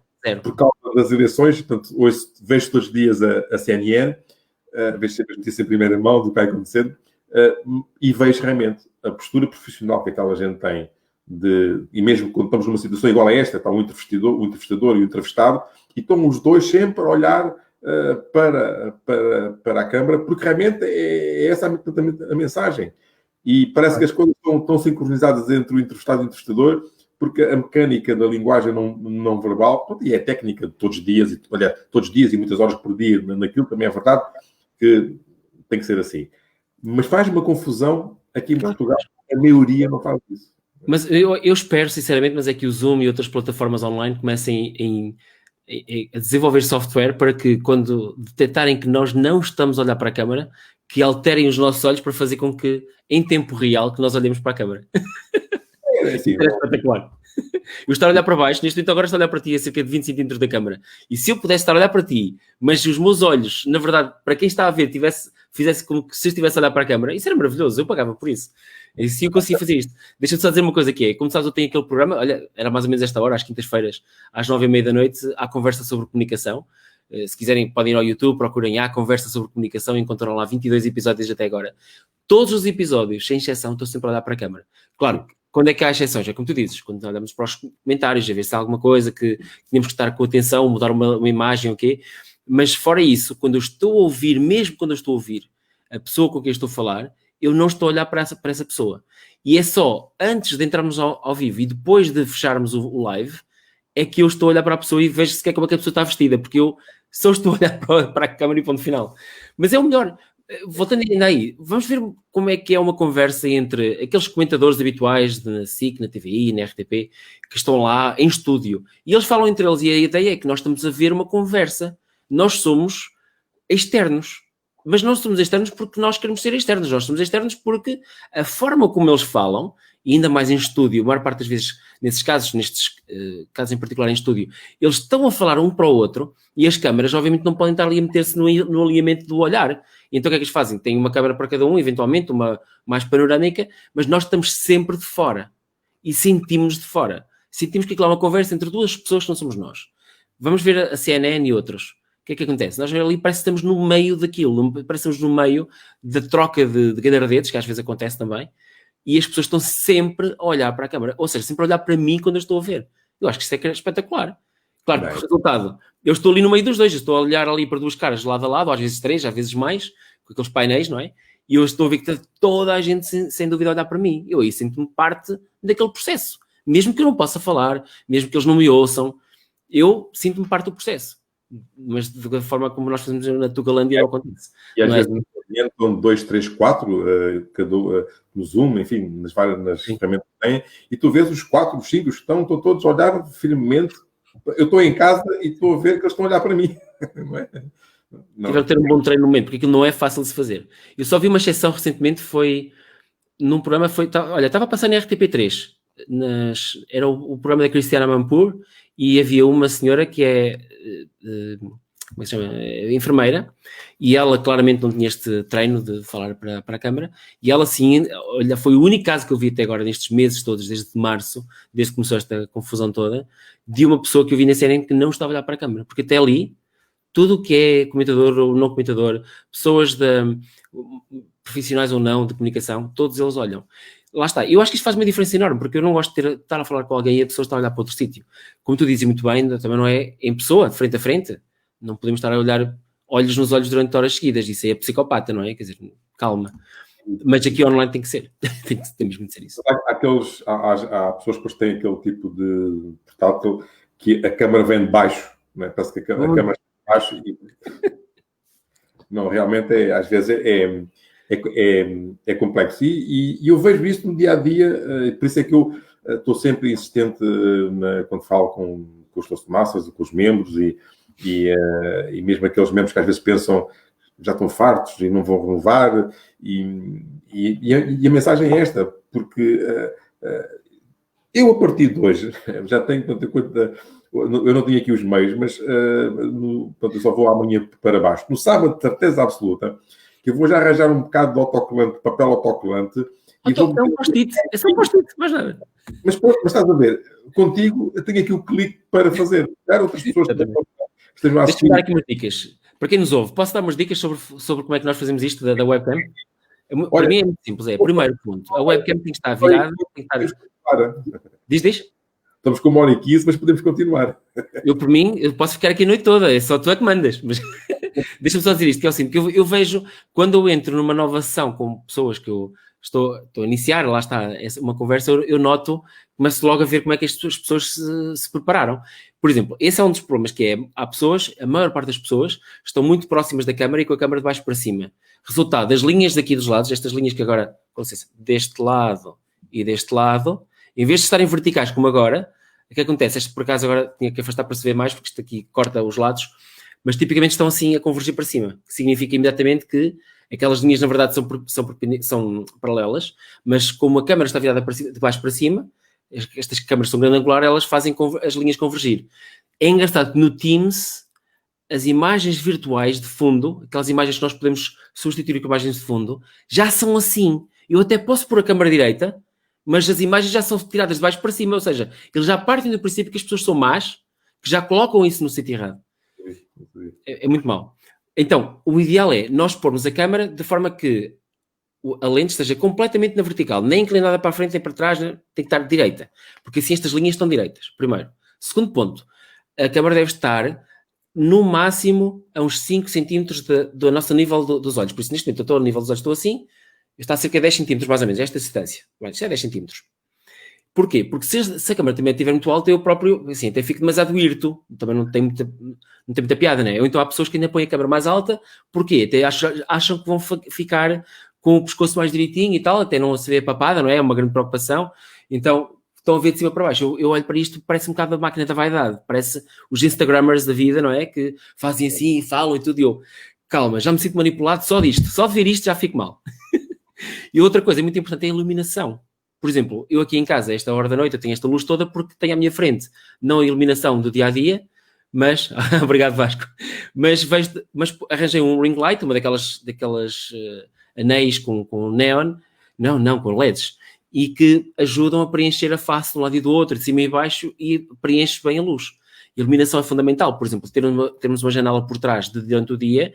O que acontece? As pessoas só veem uma penumbra da nossa cara, veem uma silhueta e não veem as nossas feições. Então, se eu estiver a falar e as pessoas não virem a minha cara, isto é alguma piada, não pode ser, não é? Não pode. Mas olha, mais importante do que a câmera é outra coisa, é o som. O som é absolutamente fundamental. Porque nós até podemos ter relativamente má qualidade de imagem, até pode travar de vez em quando, ter pixels, mas um som de má qualidade é a morte do artista, porque no fundo é o som, é a voz, é que transmite a informação. Online, precisamente. Então aqui, minha sugestão é, vejam bem se o som do vosso computador está com boa qualidade, se não está com o chamado clipping, que é aquela distorção, quando nós falamos muito alto, ouve-se aquele som quase metálico, parece papel amarfanhado. Há formas de vermos online, há aplicações, por exemplo, o Audacity e outras aplicações que nós podemos gravar um trecho de som e ver se ele bate no topo. Como aquelas aparelhagens antigas dos anos 70, nós temos que a agulha não podia ir ao vermelho, não é? Aqui é a mesma coisa. No Audacity e outros programas, nós gravamos um clipe do nosso som, aparecem lá as ondas de som, e se elas estiverem no vermelho, é mau. Então, se nós só aí baixarmos o volume de som, já notamos uma melhoria. E mesmo assim, às vezes há ruído, há uma distorção aqui ou acolá. Então, arranjem o microfone. Há microfones a partir de 30 euros, 40 euros. Se vocês estiverem o dia todo, garanto-vos que vocês vão utilizar aquilo, é dos melhores investimentos que vocês podem fazer. Porque as pessoas depois querem ouvir-vos. E sabem que o vosso som está ótimo. Corrijo-me se eu estou enganado, mas o meu som neste momento está perfeito, não é?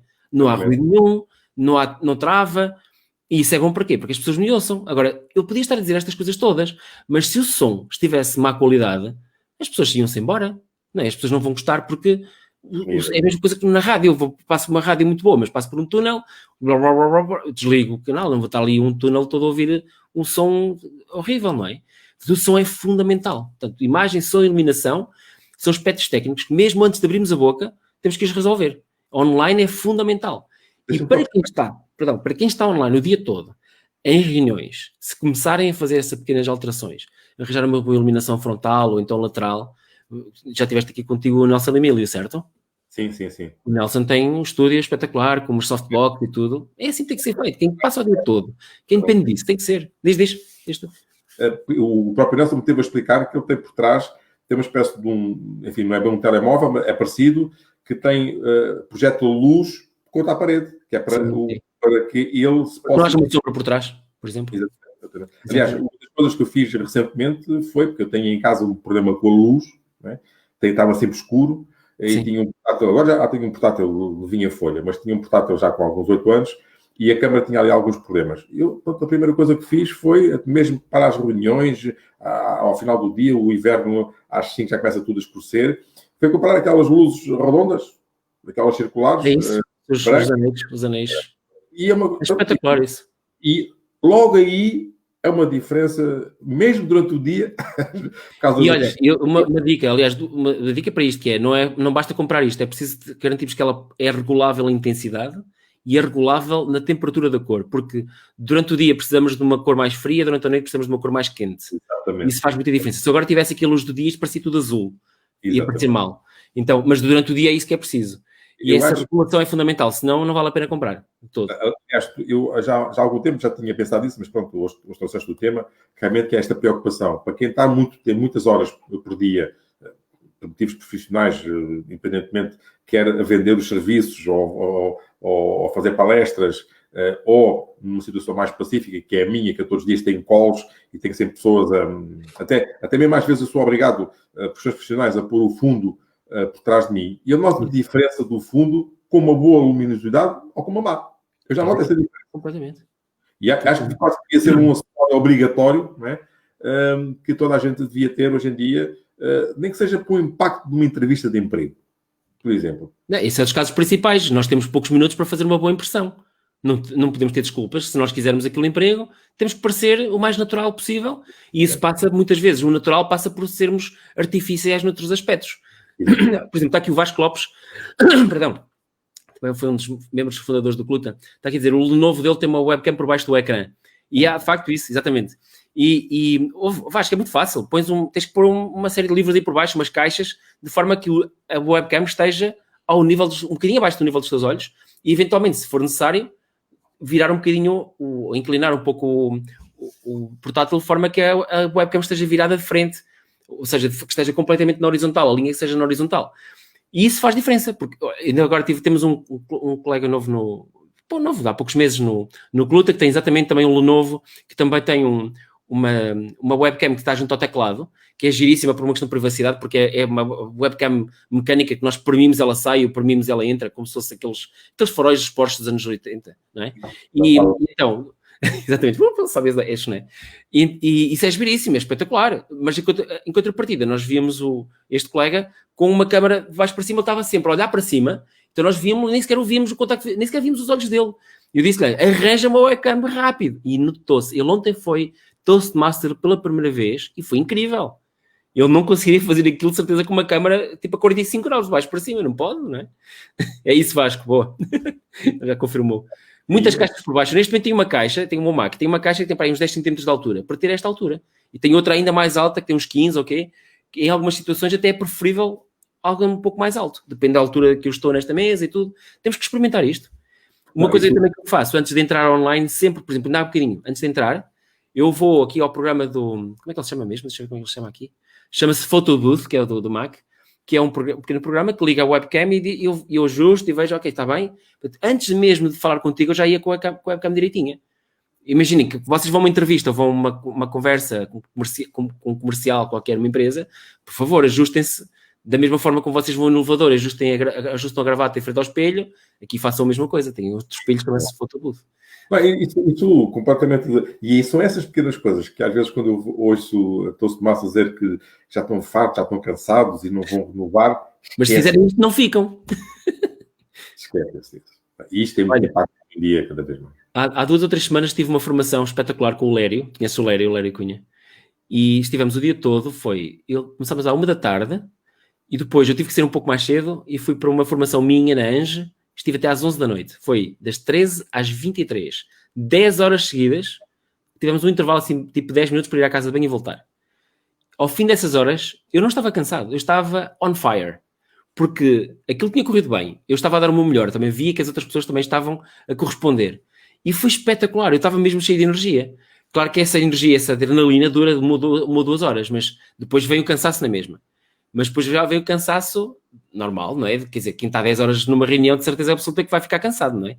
Mas se nós dermos o nosso melhor e nós virmos que as outras pessoas começam a corresponder, eu não sei quanto a vocês, mas para mim eu adoro, eu acho que isso é das melhores coisas que pode acontecer quando nós falamos perante outras pessoas, não é? É ver que as pessoas gostam de nos ouvir.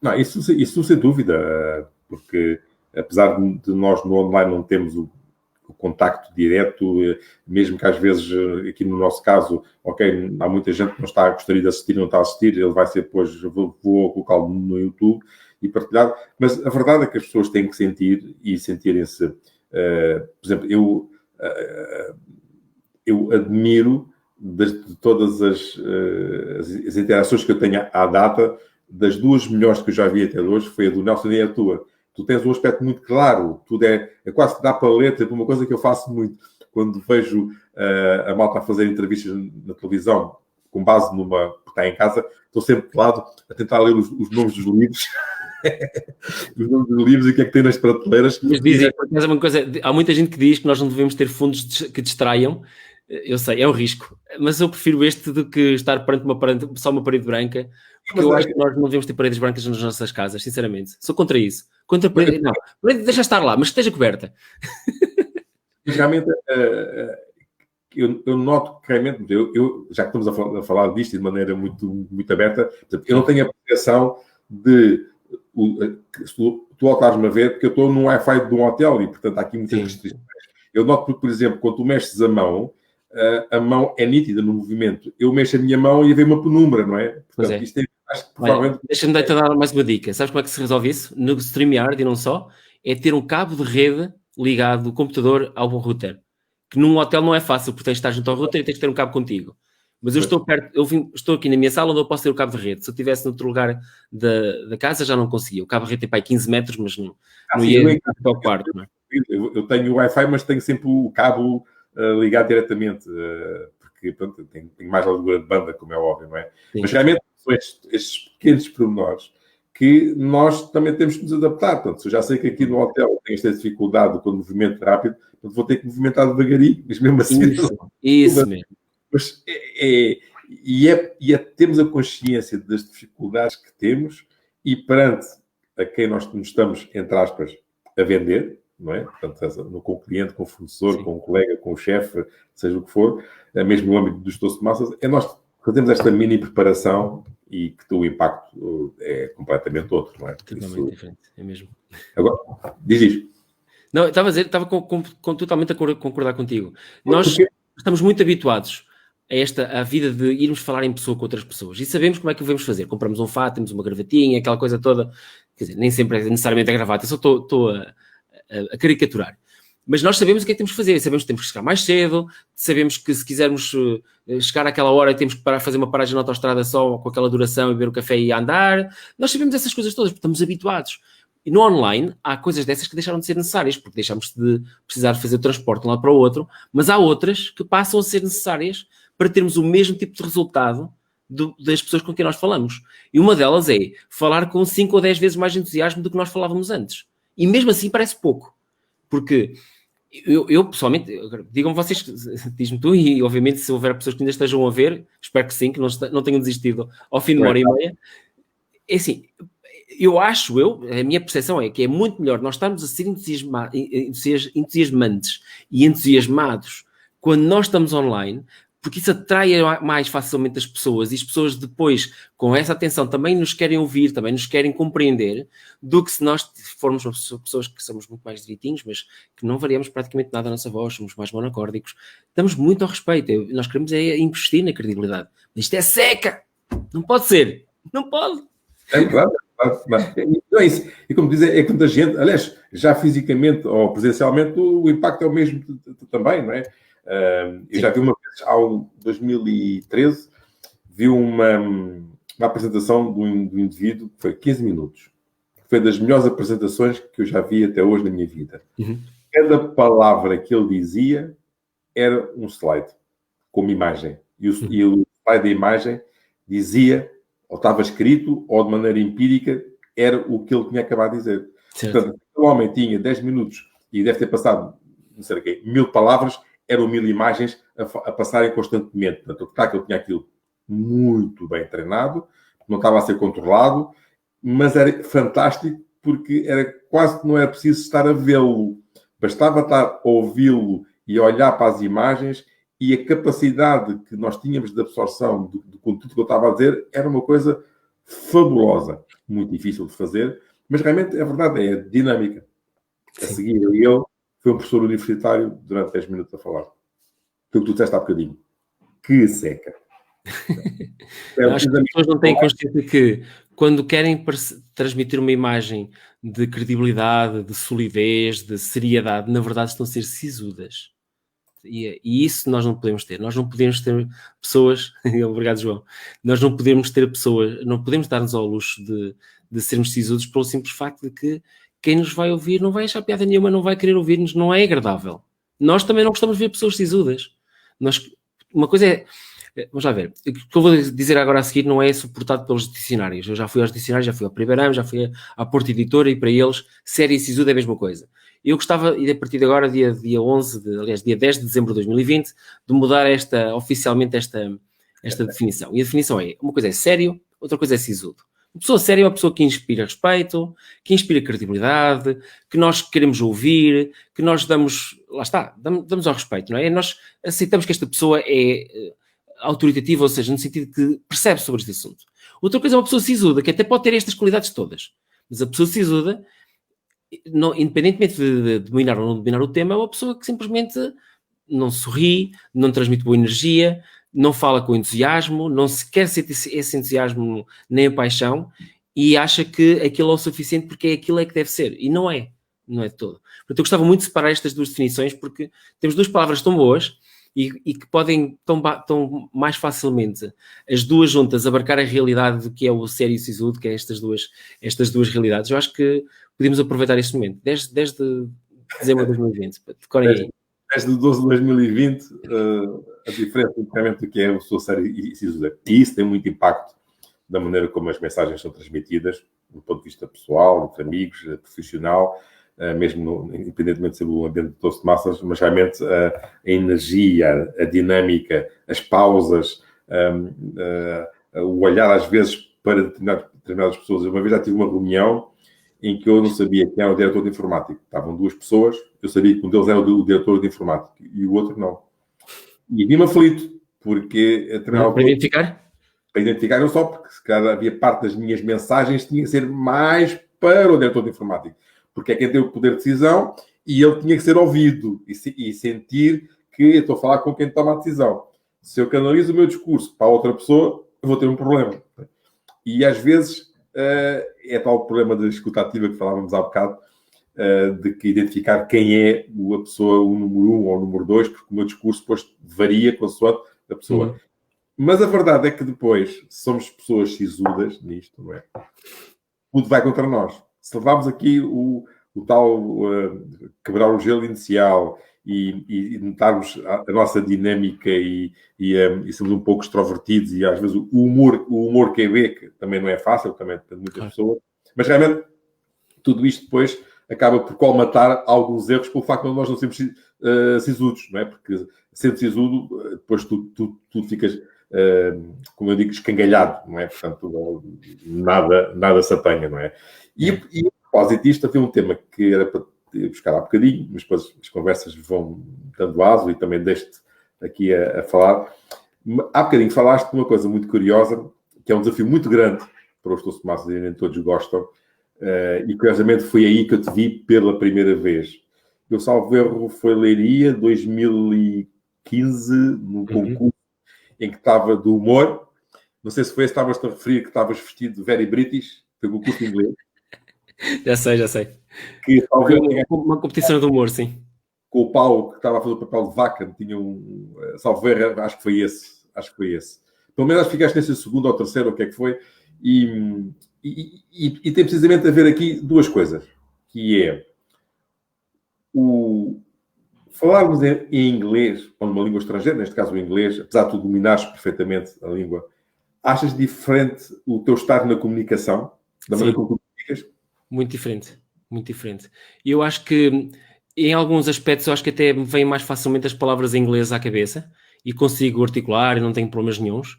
Mas a verdade é que, aliás, isto era antes, quando eu estive em Inglaterra também ajudou, nessa altura falava bastante. Agora também falo muito e leio imenso e por aí fora. Mas a verdade é que, no que diz respeito à comunicação em público, em inglês eu volto outra vez um bocadinho às bengalas. Mais facilmente volto outra vez aos an's e aos justs e aos so, que são as bengalas por excelência do inglês. Os próprios britânicos e americanos diziam isso muitas vezes e nós apanhamos isso facilmente. E então, o que é que eu faço? Aliás, nessa última formação que eu tinha tido com o Lério foi precisamente numa empresa britânica. Então eu fiz um esforço enorme para portanto, para pensar bem nas palavras, pensar muito bem naquilo que eu ia dizer antes de abrir a boca e fazer um esforço para não dizer essas bengalas. Imaginam que é eu estar a dizer, por um lado, cuidar com as bengalas, mas depois logo a seguir estar a dizê-las. Não pode ser, não temos credibilidade nenhuma, não é?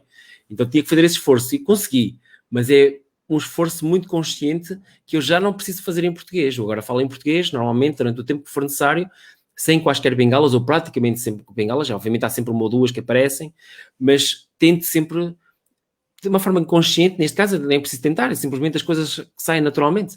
No inglês eu ainda preciso fazer esse esforço. E tenho a certeza que quando nós estamos perante mesmo com uma língua em que nós não somos fluentes, isso vai voltar a acontecer. Porque nós estamos à procura daquelas palavras, às vezes até estamos a pensar na nossa língua a traduzir à medida que vamos falando, aí é mais problemático, obviamente, e aí é quando nós sentimos as tais pausas, o discurso não flui tão facilmente, e é aí que nós preenchemos com os tais an's e ok's e portantos e por aí fora. Olha, quase a terminar, ok? Que isto ficar aqui, mas pronto. O que é que tu nos Toastmasters ainda te falta fazer? Como é que alguém que já está há tantos anos nos Toastmasters, né? Quase há 9, já vais fazer 10 anos, né? Sim. Porque é que continua ou que ainda espera vir a fazer nos Toastmasters? Olha, eu posso ter esta experiência toda, mas quando eu falo no meu clube, ainda bem, recebo reparos por parte dos meus colegas. Pessoas que podem estar lá um mês ou 10 anos e dizem, Norberto, podias ter melhorado neste aspecto. Eu acho que esse é um trabalho de melhoria contínua. Que, assim, eu não estou a ansiar a perfeição. Anseio claramente a excelência, mas a perfeição acho que é um exagero tentarmos fazer isso. Mas queremos sempre melhorar. E eu acho que nós nunca estamos no ponto máximo. Estamos sempre a fazer esse caminho. E o problema aqui é se nós não o fizermos, se nós deixarmos de fazer isto na prática, aquilo que vai acontecer é que mais tarde ou mais cedo, numa situação real, nós vamos sussurrar. Vamos cair para o lado. É a mesma coisa que dizer que há um ginasta, há um desportista que, para além de, sei lá, para manter a sua condição física, tem que continuar a ir ao ginásio. Ou pode só correr, passar só, sei lá, por exemplo, um condutor de Fórmula 1 tem que fazer imenso aquela tonificação dos músculos e correr, inclusive para ganhar força, porque senão aquelas forças todas nas curvas, nas forças G, ele não aguenta sequer 10 minutos naquilo porque o corpo não vai aguentar, não tem a resistência muscular para aguentar aquilo. E são desportos completamente diferentes, Fórmula 1 e atletismo, por exemplo, não é? Aqui é um bocado isso também, nós precisamos disto como um ginásio constante. Isso é muito importante. Por outro lado, Toastmasters não é só comunicação, há a componente de liderança.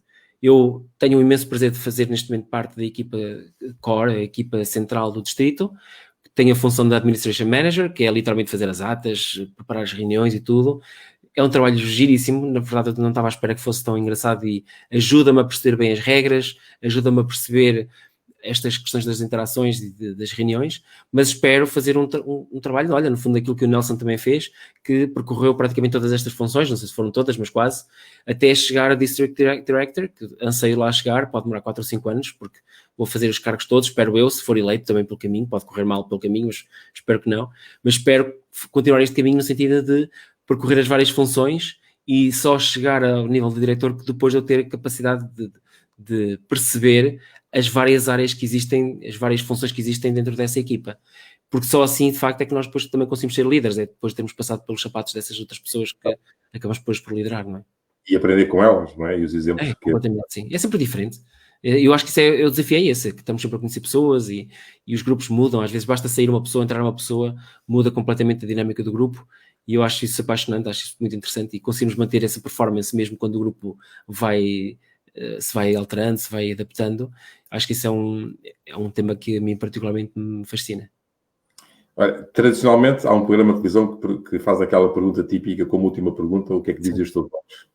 Eu não vou fazer essa pergunta. Depois desta nossa 1h40 de conversa, algo para terminar. Algo para terminar. Eu, depois de estar estes anos todos nos Toastmasters, continuo a ver que há muitas pessoas que não estão completamente preocupadas com esta questão de falar em público, porque acham que não é necessário, mas agora com o online não é preciso nada disso, e continuam a focar exclusivamente na componente de conteúdo, porque existe um preconceito que a forma não deve ser mais importante que o conteúdo. Novidade. Acho que não deve ser novidade, aliás. Concordo. A forma não é mais importante que o conteúdo. Só que o corolário, o seguimento lógico de aceitarmos essa expressão é que, para a maior parte das pessoas, acham que o conteúdo é que conta e que a forma não conta absolutamente nada. Eu sou exatamente o contrário. Eu acho que o conteúdo conta. E para contar, a forma tem que estar de acordo, tem que estar alinhada, tem que estar trabalhada com o mesmo ou mais afinco para poder garantir que o conteúdo é passado. Para garantir que, por exemplo, quando nós fazemos um gesto, que nós sublinhamos aquilo que nós dizemos com um gesto. Quando nós dizemos algo que é extremamente importante e sabemos que é aquilo que nós queremos que a pessoa tenha mesmo em atenção e que se vá recordar, nós temos que olhar para as pessoas nesse momento, mesmo que uns segundos antes ou uns segundos depois nós estejamos a olhar para outras pessoas. Há tantas coisas que podemos estar aqui horas a falar sobre todas essas coisas que não são artifícios. São formas que nós temos de, por um lado, retirar obstáculos do caminho, por outro lado, criar novas condições para que o conteúdo, e só aí, para que o conteúdo consiga reinar. Eu costumo dizer que o conteúdo é rei, mas o rei não funciona sem os bispos e os cavalos e as torres e a rainha, não funciona. O rei sozinho é choque-mate imediato. Então temos que perceber que tal como no jogo de xadrez, eu gosto muito deste tipo de analogias, nós precisamos, para proteger o rei, precisamos de todo um exército.